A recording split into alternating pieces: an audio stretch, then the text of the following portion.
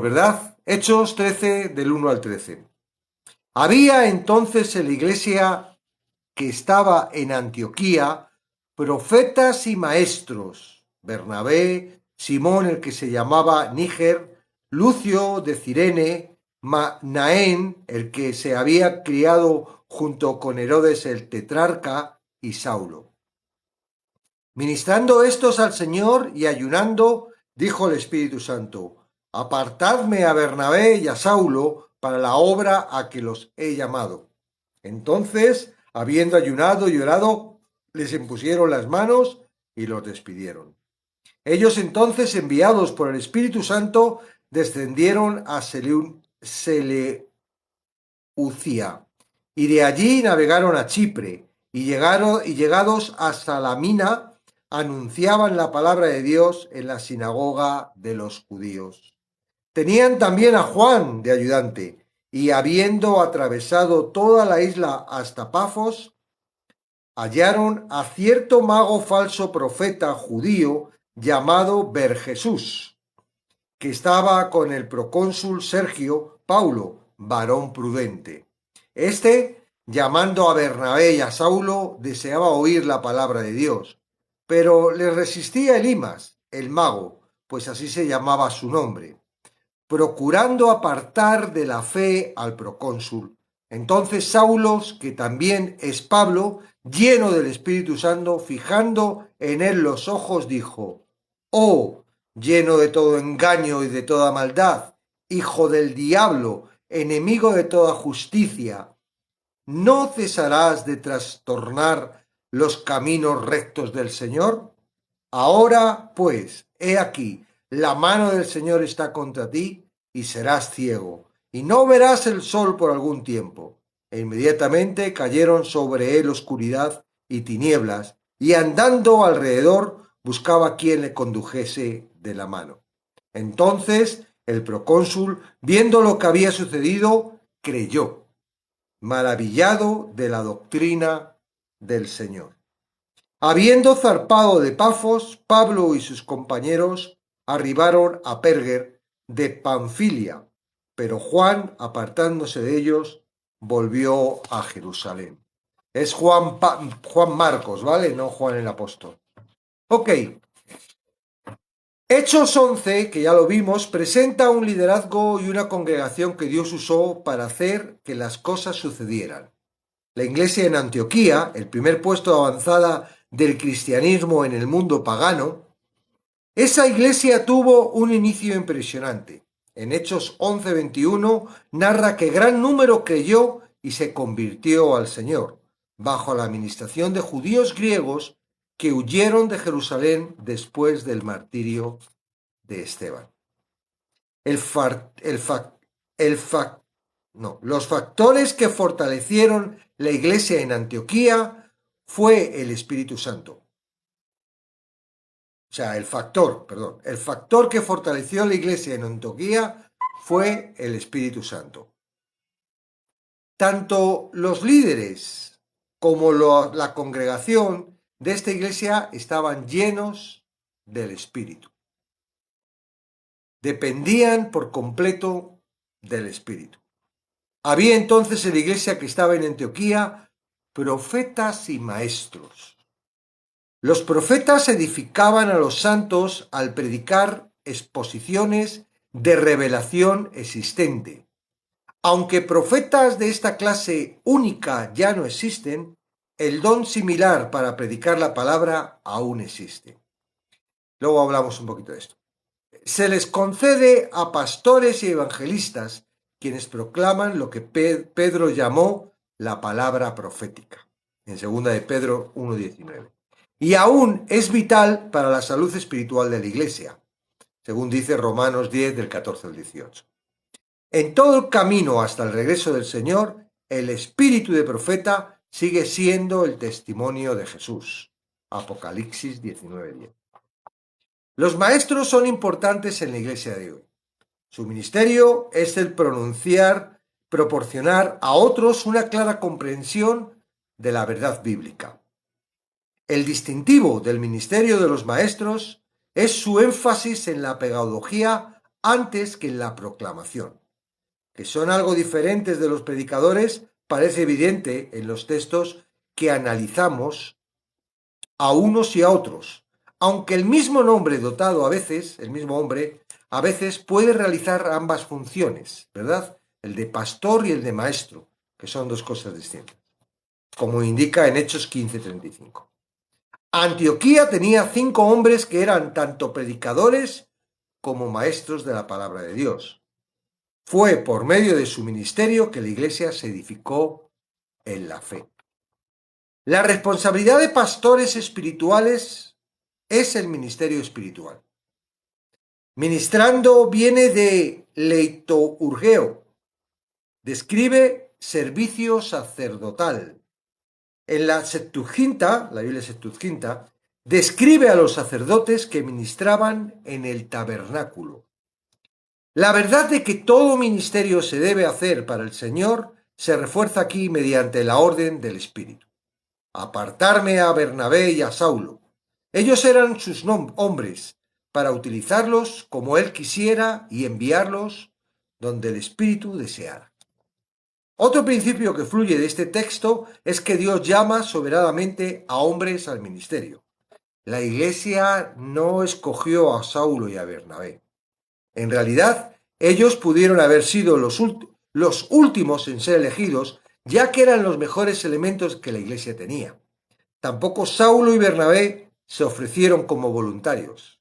Al contrario, de manera soberana, el Espíritu los envió al servicio misionero a tiempo completo. Un último principio que se extrae de este texto es la importancia de esperar el tiempo de Dios. La iglesia en Antioquía no elaboró esquemas ni trazó estrategias para alcanzar al mundo gentil. En lugar de eso, se concentró en llevar a cabo los ministerios que Dios ya le había confiado. Una característica importante en el discernimiento de la voluntad de Dios para el futuro es hacer su voluntad en el presente. A ver, repito esto.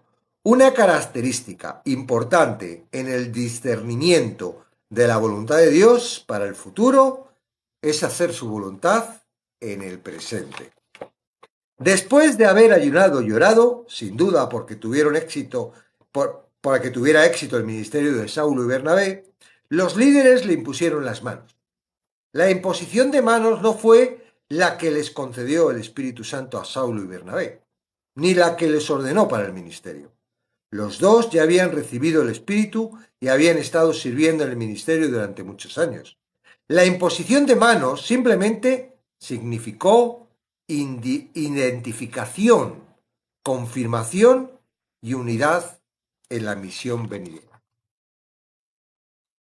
Un poco para aclarar lo que dice en la iglesia actualmente la imposición de manos. Los hermanos de la iglesia de Antioquía los despidieron. Una traducción mejor de apolou, que es lo que dice despidieron, podría ser los dejaron ir o los liberaron. Está claro por el versículo 1 que el Espíritu no la iglesia envió a los dos misioneros, puesto que él ya los había enviado. Lo único que la iglesia podía hacer era cortar la cuerda y dejarlos ir. Esa verdad se repitió en el versículo 4, donde Lucas relata que los misioneros fueron enviados por el Espíritu Santo. Saulo y Bernabé, sin duda, eligieron comenzar su alcance misionero en Chipre por varias razones. Según Hechos 4:36, esta era la patria natal de Bernabé y, por tanto, territorio conocido. Además, estaba cerca de Antioquía, probablemente a 2 días de viaje a lo sumo. También Chipre tenía una gran población judía. Todas estas razones la convertían en un punto de inicio ideal para alcanzar el mundo gentil. Predicar el Evangelio primero a los judíos fue costumbre de Pablo en sus viajes misioneros. Chipre tenía un asentamiento judío suficientemente grande como para mantener varias sinagogas en Salamina. Mientras viajaban de sinagoga en sinagoga, Saulo y Bernabé tenían también de ayudantes a Juan Marcos, quien era nativo de Jerusalén y sobrino de Bernabé. Cuando los creyentes tratan de llevar adelante los propósitos de Dios, es inevitable la oposición satánica. El equipo misionero había atravesado toda la isla desde Salamina, en la esquina noroeste, hasta Pafos, en la costa suroeste. Esta era una ciudad pagana de inmoralidad. Considerable prostitución religiosa acompañaba los ritos, Afrodita, en Pafos. Aquí, en la capital, hallaron a cierto mago, Bar Jesús, un engañador que daba uso maligno a su conocimiento. No fue por accidente que este individuo se adhiriera al procónsul romano. El reino de las tinieblas está ansioso por influir en quienes gobiernan.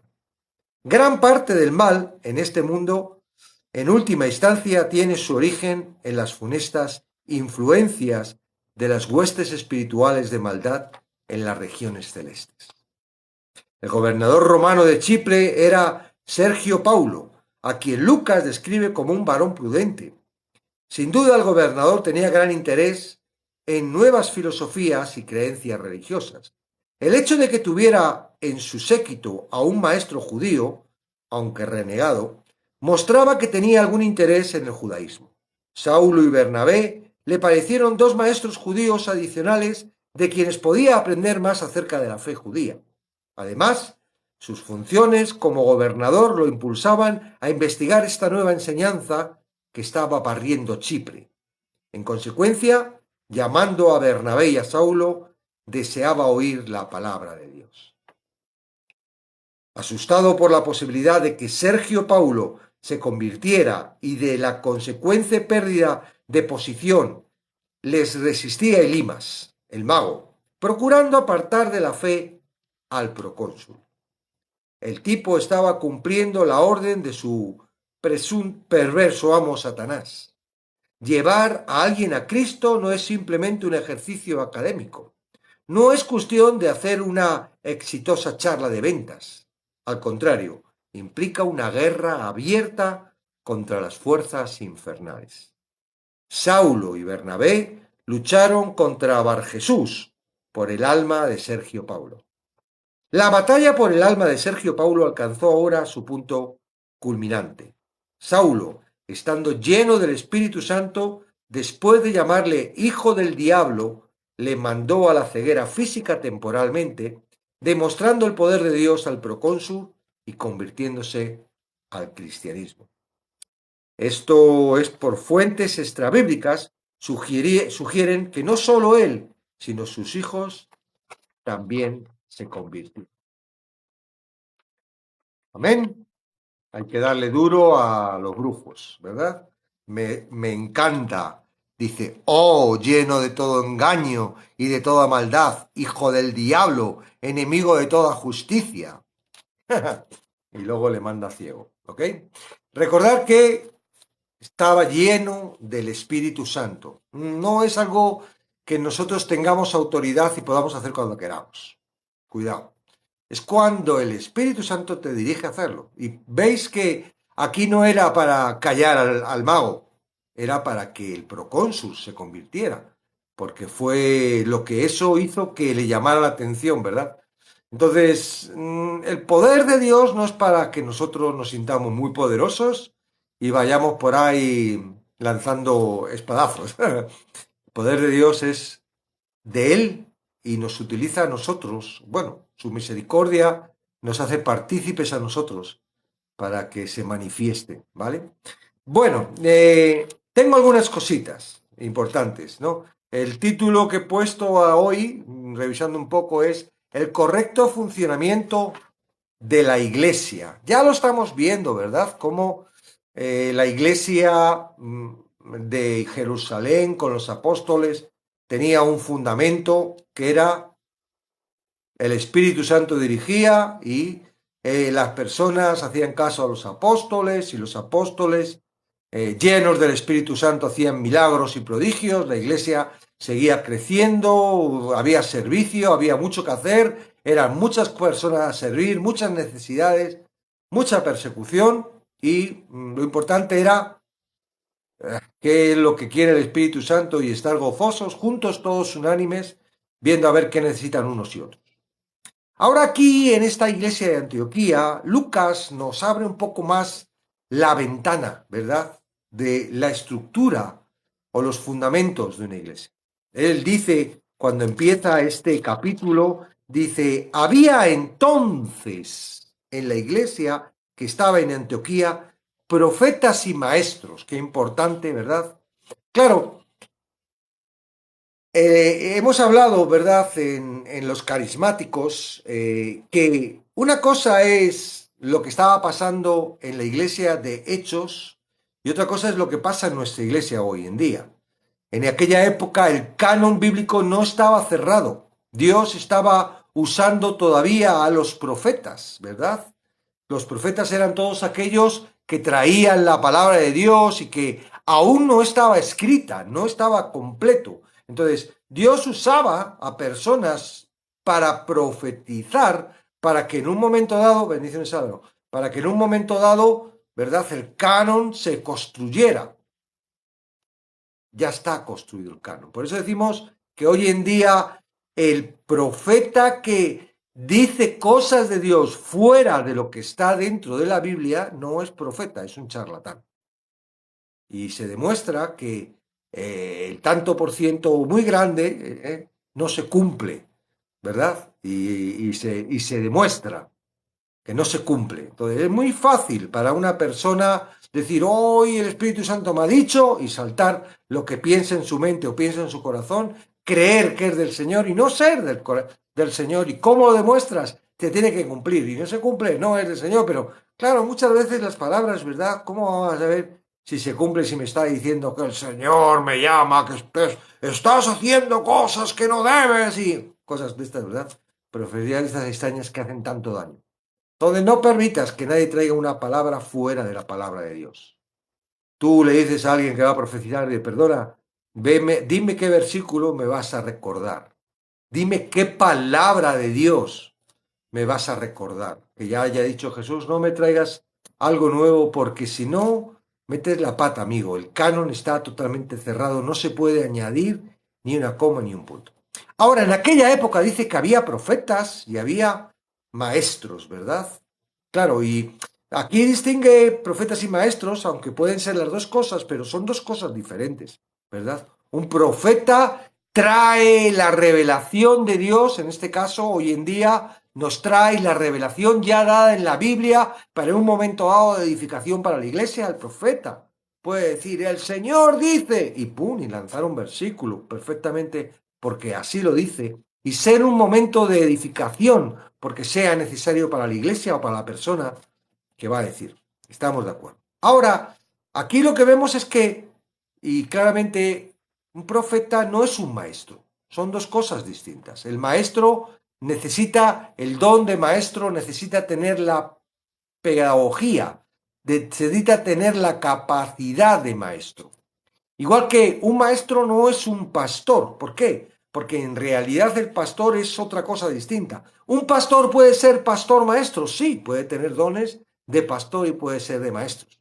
Ahora vemos que, y ya lo dice Pablo en algún sitio, que ahora no me acuerdo, dice que los 5 ministerios son para la edificación. Es decir, Dios pone esos 5 ministerios para la edificación de la iglesia, no para la edificación del cristiano, no para la edificación de uno mismo, no para edificarse uno mismo, ¿no? No, ni para enriquecerse uno, ni para tener la importancia uno, no, los fundamentos son... Y aquí vemos que la iglesia de Antioquía crecía, ¿no?, con estos 5 profetas y maestros. Los dos más importantes, no sé si serán más importantes, pero son los que más conocemos, ¿no? O que en un momento dado Lucas resalta más. Pablo y Bernabé, el Espíritu decide mandarlos. No sé en vuestras iglesias si tendréis misioneros, pero en la iglesia en la que yo asistía antes, ahora es más bíblica y entienden que es del Espíritu. Decía, hemos mandado tantos misioneros a África, considerando de que tenían ellos, a mí me mandaron, me impusieron manos y les mandamos. Y por eso me fue tan mal. Bueno, no me fue mal ministerialmente, pero fue muy bien porque entendí el error en el que estaba metido. O sea, realmente el Espíritu Santo siempre maneja todos los asuntos. Pero el envío no lo hace la iglesia. El envío no lo haces porque tú sientes, ay, el Señor me está mandando. El envío lo hace porque el Espíritu Santo lo ordena. Y si el Espíritu Santo está en mí y está en la iglesia, tiene que ser algo conjunto. No puede ser que yo desee ser misionero y la iglesia no, porque, ¿entendéis? O sea, eso tiene que ser. Cuando el Espíritu lo hace, no hay duda. No, no puede haber duda. Si el Espíritu Santo saca a Pedro de la cárcel sin que se entere la guardia, no, no hay duda, ¿verdad?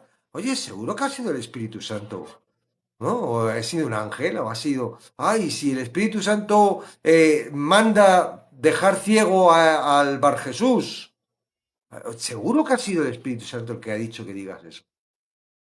Eso es un problema que realmente tenemos porque estamos influenciados porque el Espíritu Santo tiene que constantemente estar ofreciendo ese poder. Es la forma en la que la iglesia en un momento dado consolida que es una iglesia del Señor, ¿verdad? Porque la manifestación del Espíritu es continua y es como una necesidad que el Espíritu Santo constantemente haga ya uno como que fuerza, ¿no? A lo que... Y hay mucha duda. Yo tenía duda de cuando el Espíritu Santo es del Espíritu Santo, no es del Espíritu Santo.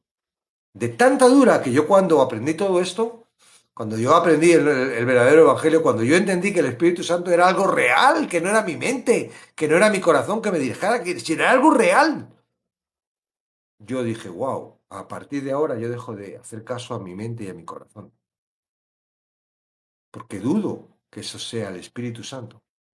Creo que eso es lo que la palabra dice, engañoso es el corazón. Si el Espíritu Santo quiere que Él lo va a hacer. Y poco a poco te vas dando cuenta de quién es el Espíritu Santo y cómo lo hace, ¿verdad? Claro, la mayoría de las veces queremos que el Espíritu Santo haga lo que queremos. Hay otras veces que necesitamos con urgencia que el Espíritu Santo lo haga. Hay una enfermedad, ¿verdad? Está una persona enferma de gravedad o hay un problema en un matrimonio y oramos, ¿verdad? Y decimos, Espíritu Santo, hazlo, ¿verdad? Sabemos que el Espíritu Santo tiene poder para poder hacer eso. No se trata de mi oración, no se trata de mi fe, se trata de que el Espíritu Santo lo haga, ¿verdad? Porque es el que opera. En los milagros de Jesús, quien lo hacía era el Espíritu Santo. Jesús creía que el Espíritu Santo, Jesús era un humano, sí era Dios, pero se despojó de la deidad. Es como si eres rey de un país y te quitas la corona y te vas a otro sitio donde no eres nada. No tiene ninguna influencia porque ahí no te han nombrado rey. Deja, sí, sigue siendo el rey de ese país, pero donde estás eres un ciudadano normal y corriente. Y tienes que pasar la presión y como todo ciudadano normal y corriente. No es lo mismo, ¿no? Porque no es lo mismo ser rey que ser Dios. Pero Jesús se despojó. No podía utilizar su deidad. Si hubiera utilizado su deidad, que por eso Satanás le estaba ahí machacando y decir, vamos, yo sé quién eres. Tírate, di este pan que se convierta en pan, di esta piedra que se convierta en pan. Yo voy a decir que se convierta en pan. Si el Espíritu Santo quiere convertirla en pan, lo va a convertir el Espíritu Santo. Pero yo no voy a hacer uso de mi deidad, porque yo he venido como hombre y soy inferior que los ángeles. Y voy a morir en esa posición para entregar mi vida por los humanos. Claro, eso no se lo dijo Jesús. Ese era el plan, que aunque estaba en la Biblia, Satanás no fue tampoco astuto, porque yo creo que Satanás le hubiera impedido que muriera si se hubiera dado cuenta de que ahí no estaba él venciendo, estaba él siendo derrotado. Entonces, es el Espíritu Santo el que envía. Es el Espíritu Santo el que ordena. Es el Espíritu Santo el que... ¿Es el Espíritu Santo el que está en tu iglesia? ¿Mm?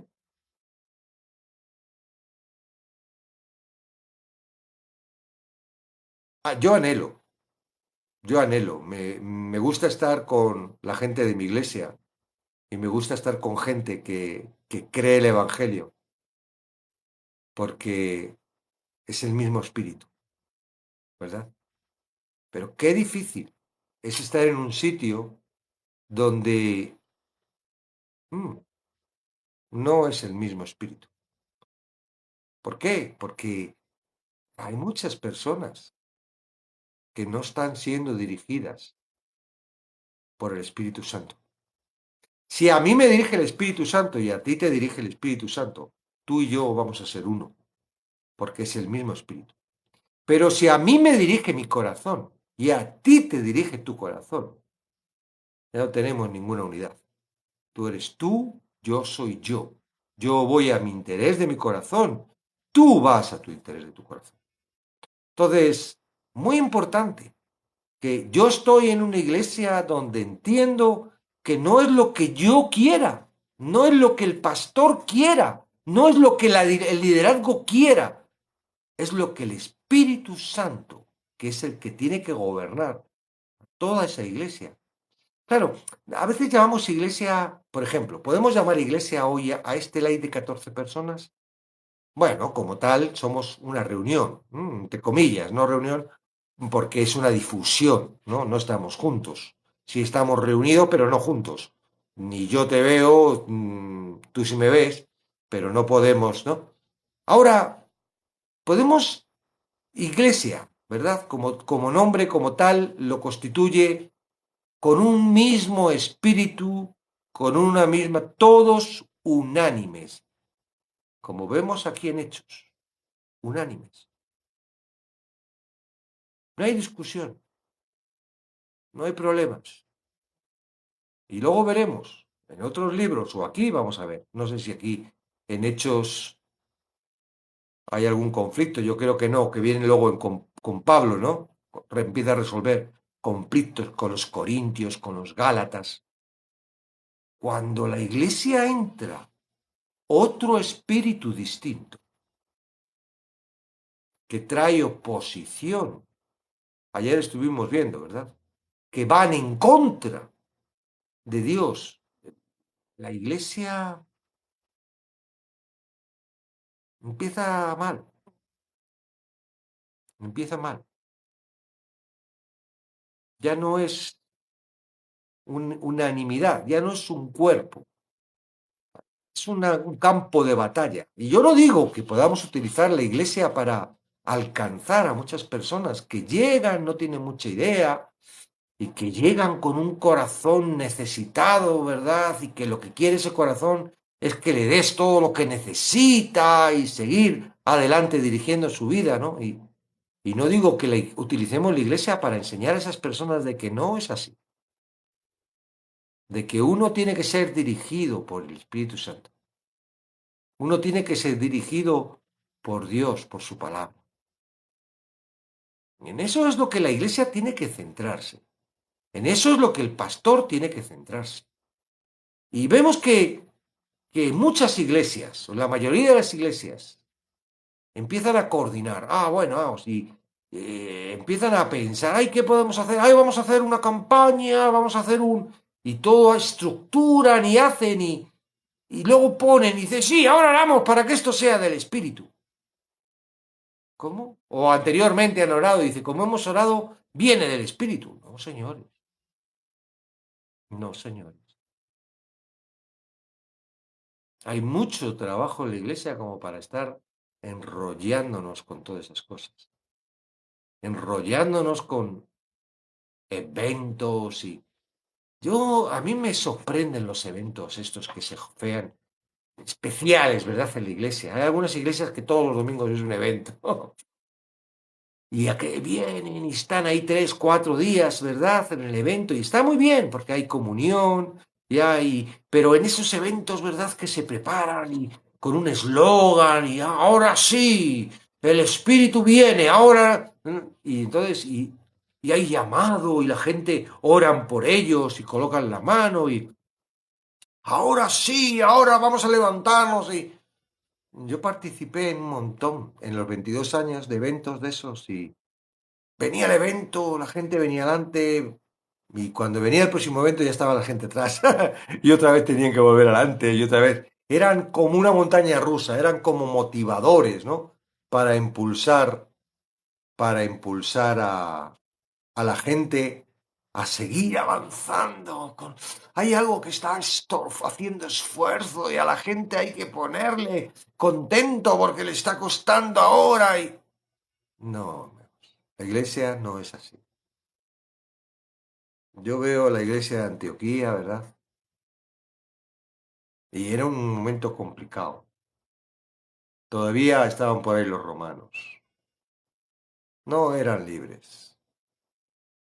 Estaban siendo perseguidos. Estaban los judíos. No te creas que esos... Porque ahora, por ejemplo, los evangélicos, en algún tiempo los católicos tenían a los evangélicos detrás y estaban hechos polvo porque los evangélicos quitaban a los católicos, ¿no? Se ponían en la puerta de las iglesias a dar papeles al principio de... para que los católicos se fueran a los evangélicos. Y la verdad es que tuvieron que levantar la Inquisición ahí porque si no, se quedaban sin fieles, sí. Ahora es al revés. Ahora los católicos vienen a machacar y a los evangélicos. No puede ser, no puede ser. Eso muestra claramente cuál es el espíritu que existe en esas iglesias o en estas personas. Un solo cuerpo, un solo espíritu. La iglesia es un cuerpo que va unido. No es algo humano, ¿verdad? No es una estructura humana como puede ser una asociación, como puede ser un partido político, como puede ser una, no sé cómo lo llamaréis en vuestros países, a comunidad de vecinos, ¿verdad? No es, es algo distinto,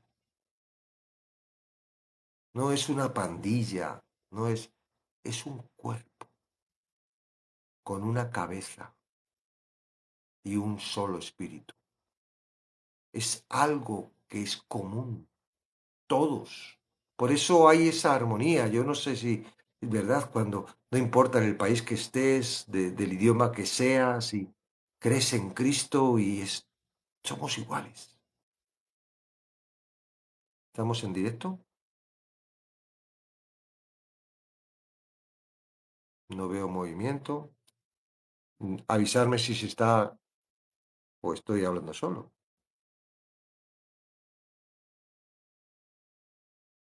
Ok, sí, ok, Álvaro.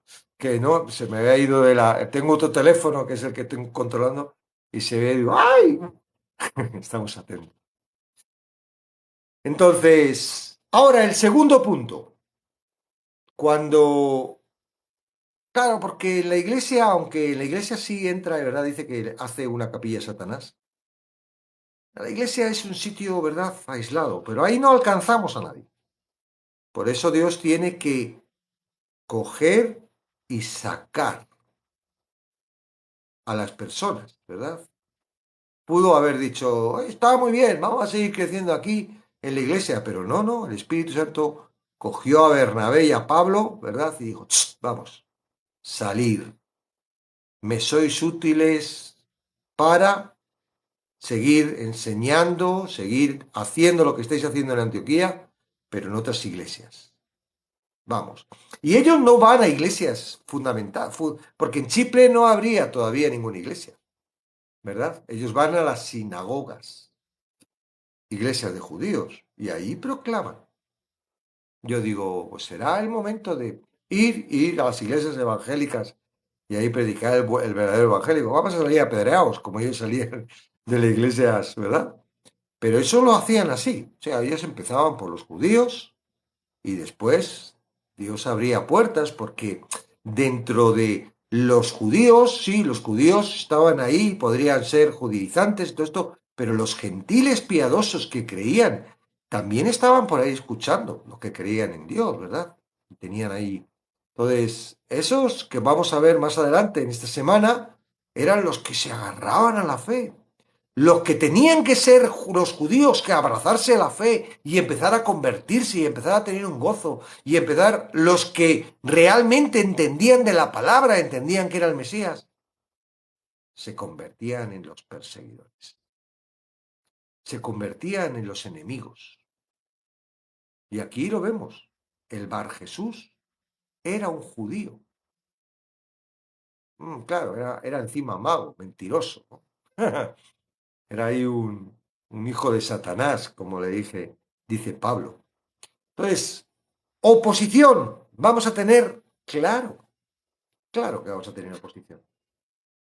¿Podría Dios, el Espíritu Santo, quitar totalmente toda la oposición? Sí, pero claramente Dios utiliza esa oposición para mostrar el poder. Si no hubiera estado esa oposición de Bar Jesús, el procónsul no hubiera visto el poder de Dios. ¿Qué poder veía el procónsul con Bar Jesús? Sino que mentiras y cosas, ¿verdad? Efecto de magia y ¿sabe Dios qué es lo que hacía ese mago? Si era prestidigitación o era magia negra o sabe Dios, ¿no? Porque Satanás, y lo hemos visto también en los viernes, ¿verdad? Tiene capacidad de hacer milagros y prodigios. Claro que los milagros y prodigios que hace Satanás no es para acercar a Dios, es para retener y desviar a las personas de Dios. Por esto este brujo, Bar Jesús, estaba desviando claramente al procónsul y lo llevaría al sitio donde él quisiera. Pero ahí está el Espíritu Santo, lleno, Pablo, lleno del Espíritu Santo. Lleno del Espíritu Santo no significa que de repente algo que todo es lo que todos esperábamos, ¿verdad? Cuando creíamos en esta cosa. Y tú sientes la llenura. No, lleno del Espíritu Santo. Tú estás lleno del Espíritu Santo siempre que tú vayas confiado, siempre que tú vayas 100% lleno de Dios. ¿Qué es lleno del Espíritu Santo? ¿Qué es lleno del Espíritu Santo? Con la única confianza, ¿verdad? Yo creo que Pablo pocas veces estaba lleno del Espíritu Santo, si no es todas, ¿no? ¿Por qué? Porque él claramente decidió ser un instrumento para Dios y dices, yo para ser un instrumento para Dios, yo soy un vaso, tengo que estar lleno de él. No es algo que tú puedas conseguir a través de algo divino. No, es algo que tú puedes conseguir a través de su palabra, a través de su confianza, a través de creer, a través de dirigirte solo por él. Lleno del Espíritu Santo quiere decir que era claro y definido, que no salía de él. ¿Por qué? Porque no podía salir nada de él porque él era todo Dios. Tú puedes estar una parte de Dios, del Espíritu Santo y otra parte de tu voluntad.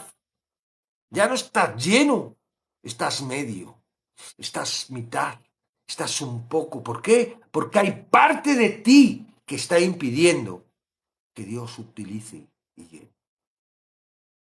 Dios no está diciendo, te voy a llenar un poquito. No, Él te llena tanto como tú quieres ser. Créelo. Te llena tanto como tú quieres ser lleno. ¿Qué estorbos hay en tu vida que están impidiendo que tú seas completamente lleno de Él? Ay, es que este rinconcito que tengo, que es de mi marido, que es de mi hijo, y es que eso muchas veces lo hacemos inconscientemente. Yo te lo estoy diciendo así como si fueses consciente, pero la mayoría de las veces son inconscientes. Por eso el Espíritu Santo, el trabajo que hace a diario con nosotros, y muchas de las veces es a través de aflicción, Muchas de las veces es a través de dificultad. Es mostrarnos esos rincones que todavía tenemos nosotros reservados y que el corazón todavía gobierna. ¿Tienes alguna duda de que Dios tiene poder para hacer todo lo que quiera? ¿Tienes alguna duda de que Él no quiere nada malo para ti? ¿Tienes alguna duda de que tú tienes un propósito divino de Dios que seguramente no tiene nada que ver con el que tú quieres o crees? ¿Tienes alguna duda sobre eso? Pero sin embargo, ¿verdad? Dudamos. Ay, Señor. Y clamamos. Hay una oración, ¿no? Que dice, por nada, o sea, por nada estés afanoso, sino presenta todos tus afanes en oración y ruego con acción de gracias. ¿Qué son afanes? Sino lugares que todavía no has entregado a Dios por falta de confianza. Ahora lo has intentado. Bueno, para eso está la palabra. Dice, y la paz de Dios. Es decir, tú has encontrado un rinconcito que todavía no has entregado a Dios. Has encontrado un rinconcito que quieres entregarle, vaciarlo para que el Espíritu Santo entre ahí, en ese rinconcito, ¿verdad? Pues dice, oración y ruego con acción de gracias. Eso es lo que te corresponde. Acercarte a Él en oración, con ruego y acción de gracias. Ahora, ¿qué le corresponde a Él? Dice, y la paz de Dios que sobreabunda todo entendimiento. Tú no entiendes cómo Él lo va a hacer. Porque no se trata de ti. Tú humanamente lo has intentado muchas veces y no has podido. Se trata de Él. Y la paz de Dios que sobreabunda. ¿Cómo es? Espera. Que la paz de Dios, voy a leerlo exactamente como es en la palabra. Un segundito.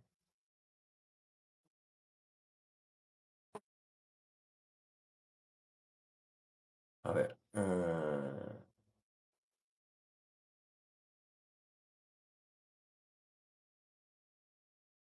Dice,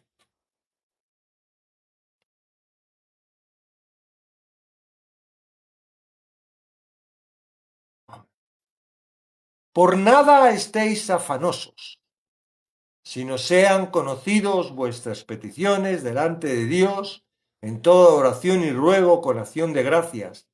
Y la paz de Dios, que sobrepasa, esa es la palabra, que sobrepasa todo entendimiento.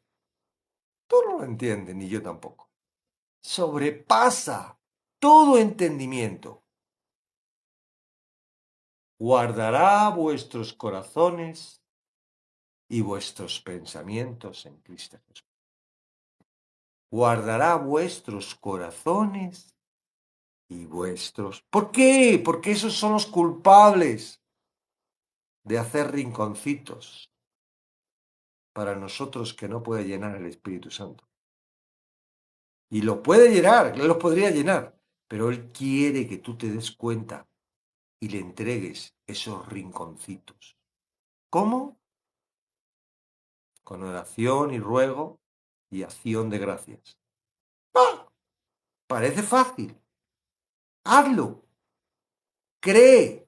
La palabra es así. Mira, dice, el que está agarrado a la roca, el que cuando vienen las tormentas y no tiene ruina, el que su casa no se destruye cuando viene la gran dificultad, es aquel que lee y hace. Claro, tú ahí te crees que te está diciendo, ay, voy a leer los 10 mandamientos y tengo que hacer los 10 mandamientos y te mete una presión loca. No, no, porque Él no dice que haga los 10 mandamientos. Los 10 mandamientos los tienes ya en el corazón.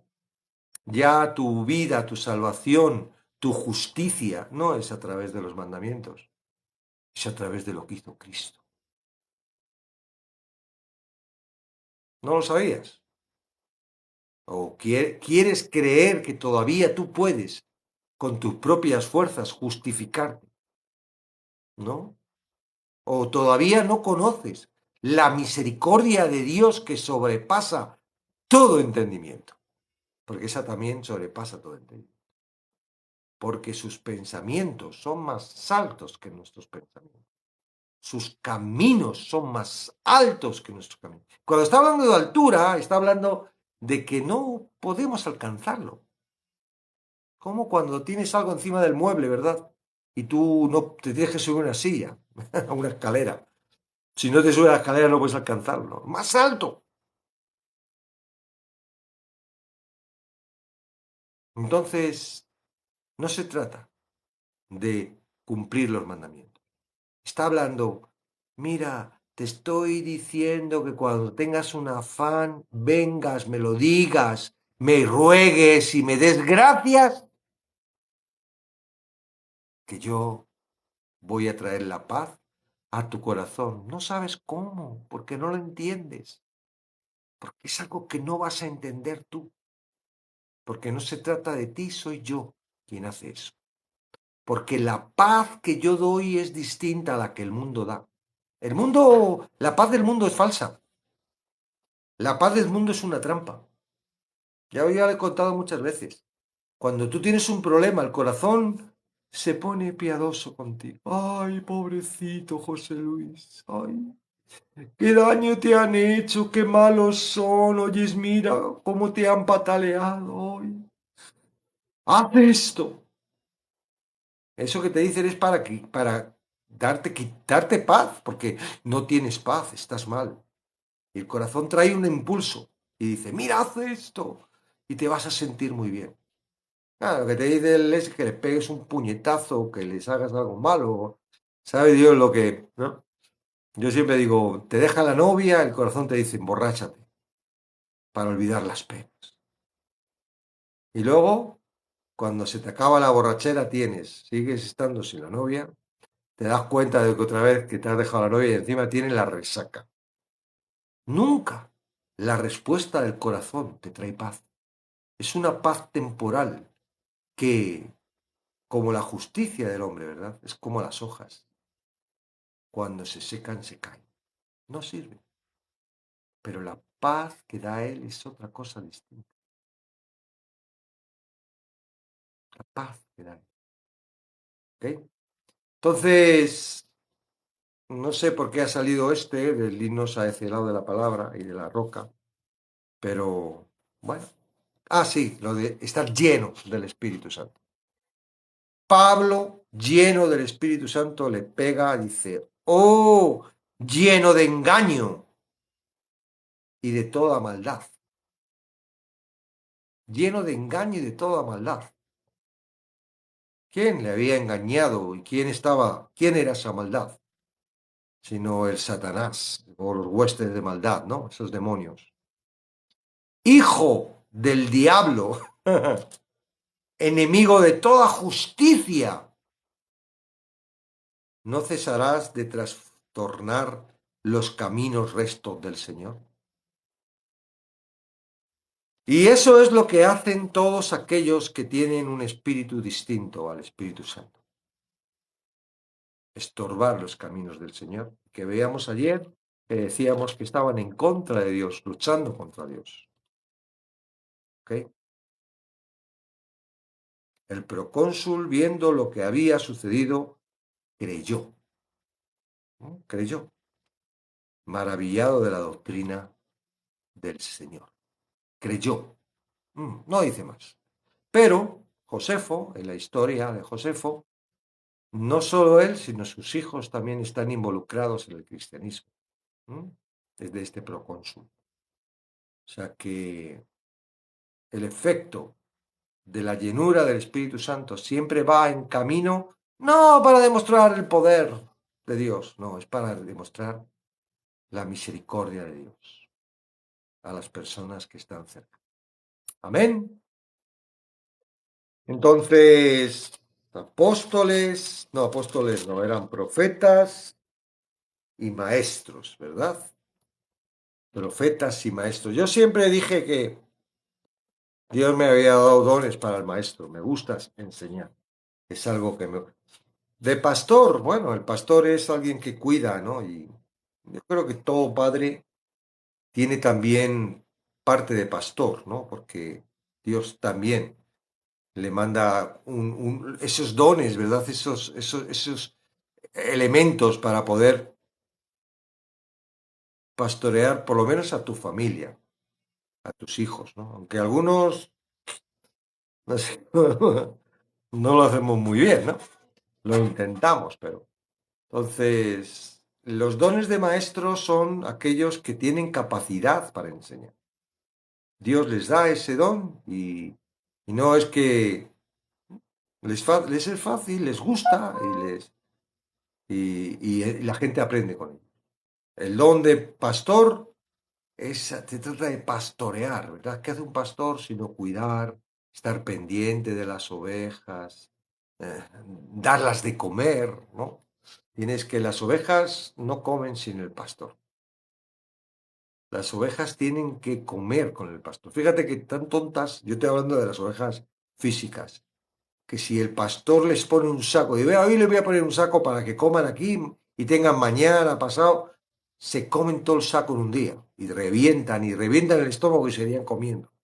Son tontas. Tienen que comer la parte que le corresponde, el pastor les va dando. Por eso yo creo que Dios les daba el maná día tras día y Dios nos da día tras día la revelación necesaria porque si nos la diera todo de golpe estallaríamos de tanta comida. Entonces el pastor tiene esos dones, esos talentos, esas cosas que Dios les da, ¿verdad?, para cuidar a las ovejas. Ahora, ¿un pastor puede tener dones de maestro? Claro.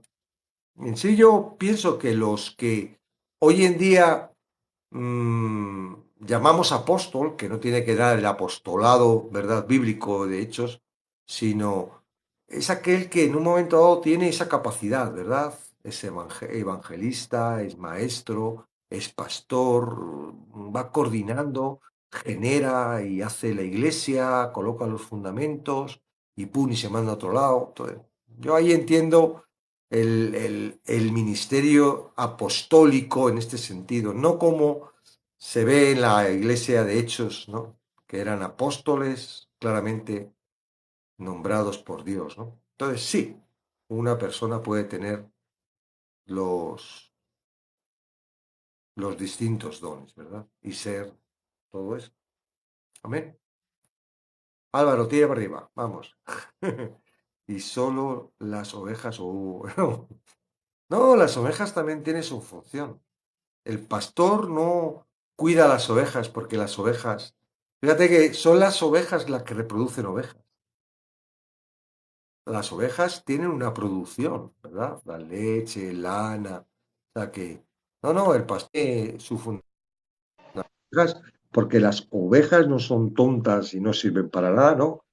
Las ovejas, su, su No, lo que fundamento, ¿no?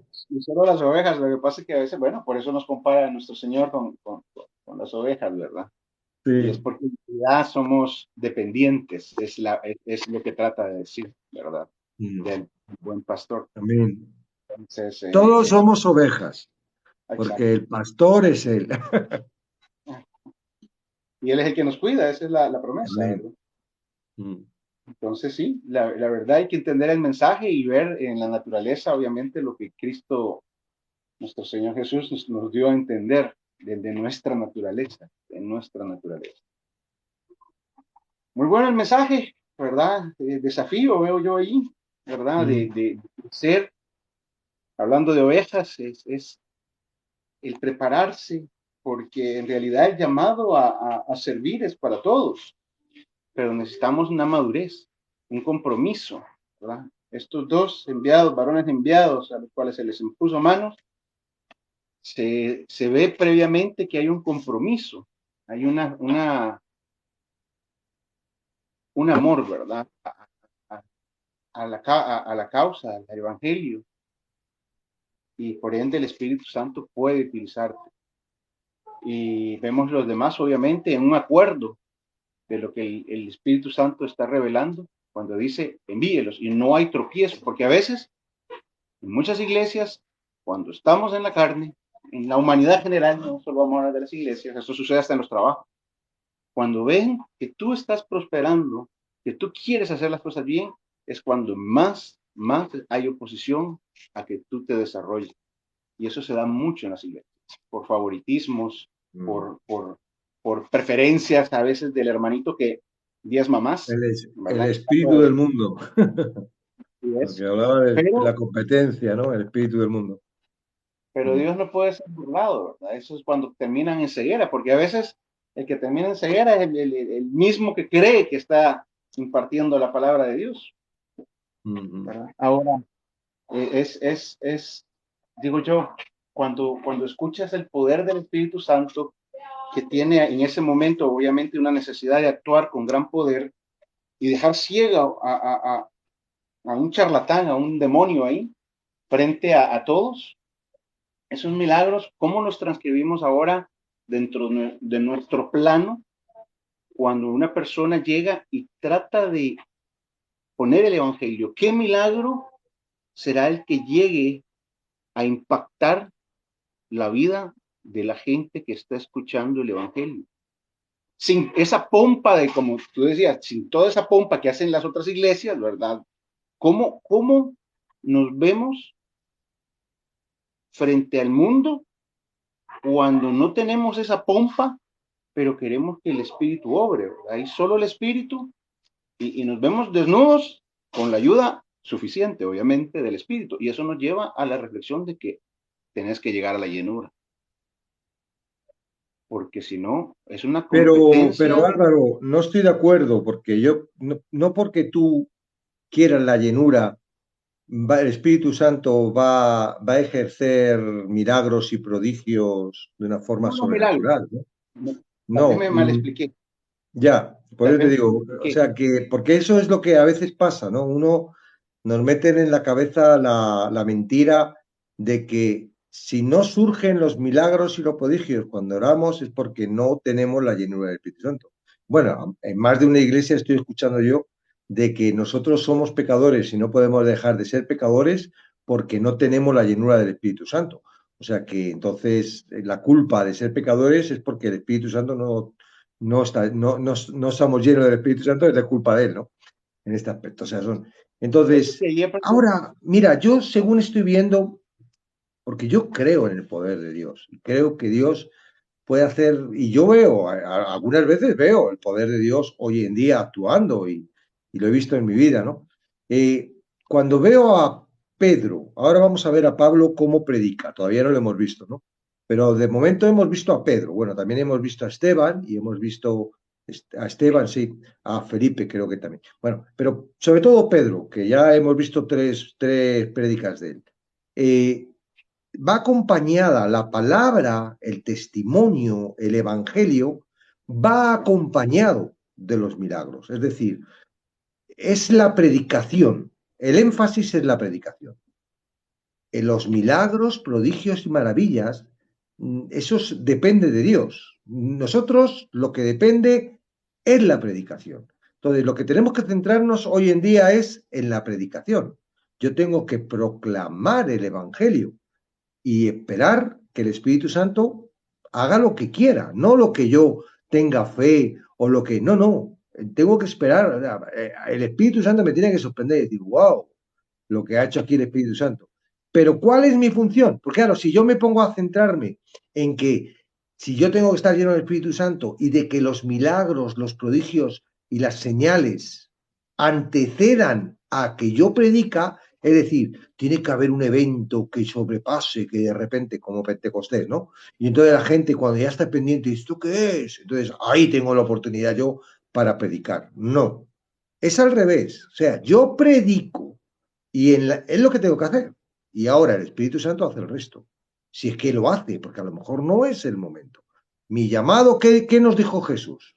Id y hacer milagros. No, id y predicar.